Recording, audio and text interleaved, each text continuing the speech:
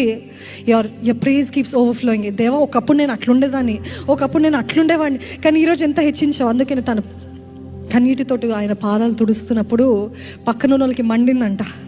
ఈరోజు చూస్తున్నాం కదా, ఆరాధిస్తే మండిందంట. She was doing worship. Don't you think that is worship? Isn't that worship? తనకి ఏదైతే అతి విలువైనదో అది ఆయన పాదాల దగ్గర పడేసింది, పగలగొట్టి అదంతా ఆయన పాదాలని అంటిస్తుందంట. And she was worshipping him. She was crying. She was wiping his feet with her hair. తన జుట్టుతోటి తన పాదాలు తుడుస్తుంటే వచ్చాడు యూదా ఇస్కరియోతు. ఏమన్నాడు? ఇంత విలువైనది అవసరమా? ఇది బీదలకి ఇవ్వచ్చు కదా.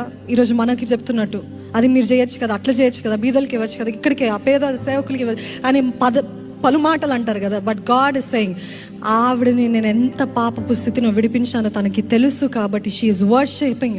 లెట్ హర్ డూ అన్నాడు. ఆమెన్. లెట్. అందుకని మీరేం మాట్లాడకండి. God will talk on behalf of you. తనే మాట్లాడిందండి. తను మాట్లాడిందా? She was going on worshipping him. She was going on doing what she was supposed to do. When God intervenes, he will shut every mouth. Amen. దేవుడు జోక్యం చేసుకుంటే ప్రతి నోరు మూయాల్సిందే. అది మన బాధ్యత కాదు. నువ్వు వర్షిప్ చేస్తూ ఉండు, నువ్వు ఆరాధిస్తూ ఉండు, నువ్వు పూజిస్తూ ఉండు. You make the investment. When it is the right time ప్రతి ఒక్కటి తెల్ల తేటగా కనపడుతుంది. ఏం చెప్పనక్కర్లేదు, దేవుడు చూసుకుంటాడు.